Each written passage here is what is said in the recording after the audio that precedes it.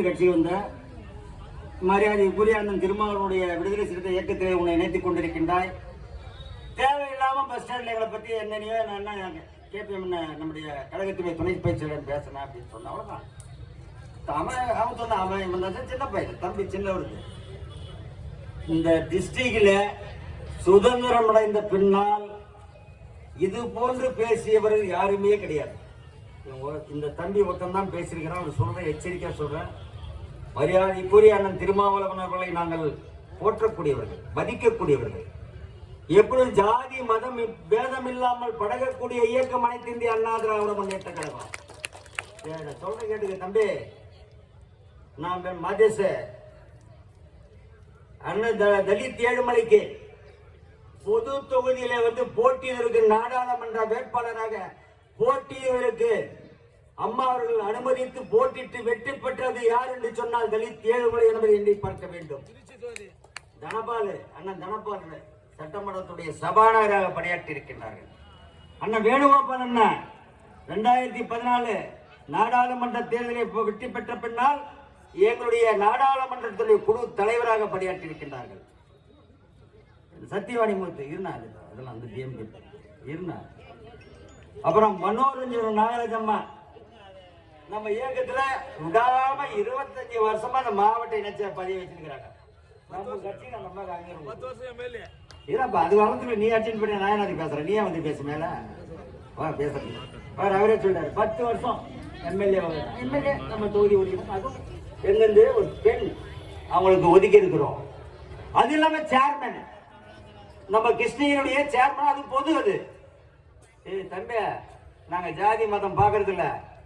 நீ இங்க ஒரு பிரிவினைவாதத்தை தூண்டுவதற்கு செய்து கொண்டிருக்கின்றாய். நீ என்ன சொன்ன, நீ ஏதோ நம்ம ஆலங்காயத்துல வந்தோம், முள்ளையில இருந்து வந்தோம் என்னன்னா, எங்க அம்மா ஒரு சின்ன தம்பி, நீ ஜருகிலிருந்து வந்திருக்கிற தருமபுரி மாவட்டத்துல இருந்து. நீ ஜருகிலிருந்து வந்துட்டு நீ என்ன பண்ணுகிற, என்ன செய்யறன்னு தம்பி எனக்கு தெரியும். நீ என்ன ரொம்ப பேசிட்டா பெரியார் நினைச்சுக்கிறியா? அதிமுக தொண்டை எழுந்தாங்க தாங்க மாட்டீங்க. நீங்க இந்த கட்சியை மதிக்கிறோம். நாங்க முன்னுக்கு சொல்றோம். நாங்க இந்த அண்ணன் திருமாவளவனையும் அந்த கட்சியை நாங்க மதிக்கிறோம். ஏன்னா அவங்க எதுவும் 4 வருஷமா யாருமே பேசல. அண்ணா அந்த கோவை இருந்தார் மாவட்ட செயலாளர், அவர் ஒண்ணுமே இல்ல. அவரும் நம்ம அதிமுக எந்த கட்சியாக ஒரு அன்போடு பழக இருந்தாங்க. அதே போல அண்ணன் நம்ம இவரு தேர்தல் போட்டிட்டாரு இவரு கனியாமுதன், அவரும் அப்படிதான் ஒரு அண்ணன் தம்பி போல இருந்தோம். இந்த தம்பி புதுசா வந்து நேற்று அண்ணையும் ரொம்ப கொச்சப்படுத்தி சூளகிரி மீட்டிங்ல பேசியிருக்கிறார். நான் உனக்கு எச்சரிக்கை எழுதுறேன். நீ என்னமோ சொல்ற தலித்துக்கு இருக்கின்ற பகுதிக்கு கிராமத்திற்கு நீ வந்து விடுவாயா என்று கேட்கின்றாய். நான் சொல்றேன், நான் சட்டமன்ற உறுப்பினராக வந்த பின்னால் அந்த பழுதுபட்ட வீடுகளுக்கு எத்தனை பேர் கொடுத்துக்கிறேன்னு போய் நீ கலெக்டர் ஆபீஸ்ல பாரு.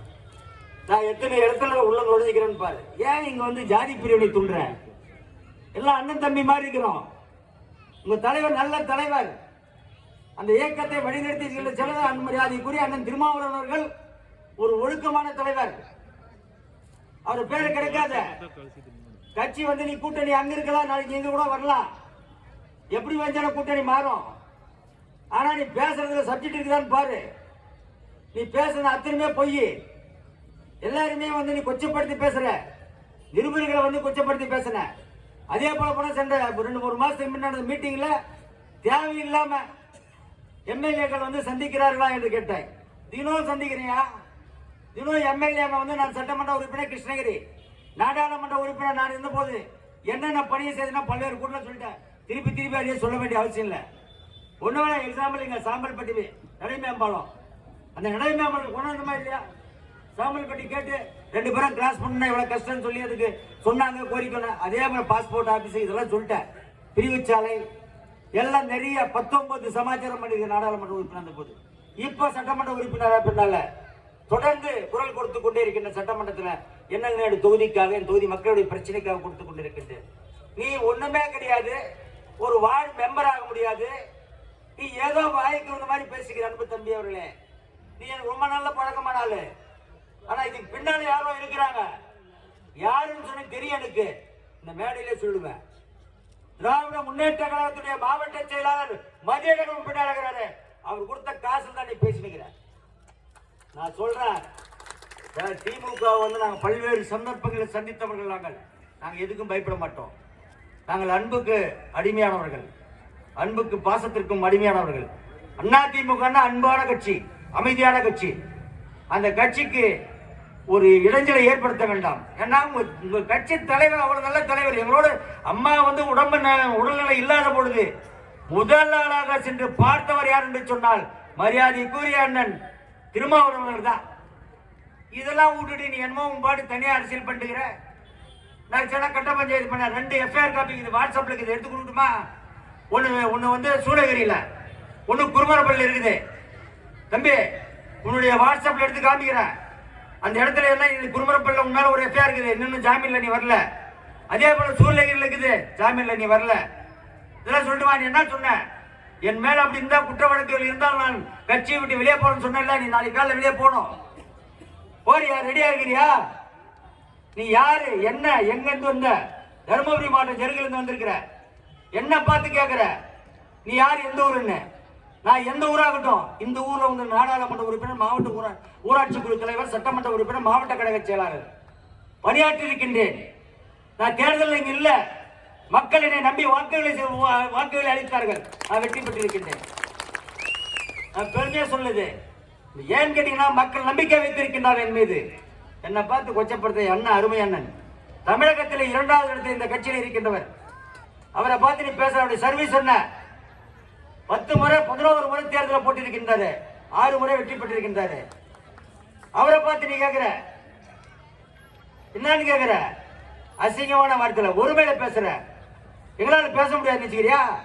நான் போட்ட இதுல நான் பேசுறத கூட்டத்துல பேசுறதுல உங்க தலைவரையோ உன்னையோ அசிங்கமா பேசுனா சொல்லு.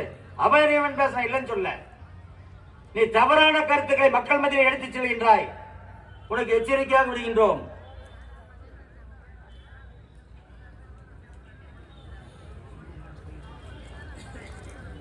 விடுதலை சங்கத்தின் சார்பில் அதிமுக மாநில துறை பொதுச் செயலாளர் மற்றும் மாவட்ட செயலாளர் மீது வன்கொடுப்பு தலைமை சட்டத்தின் கீழ் படுகொலை செய்ய எஸ்பியிடம் புகார் மனு.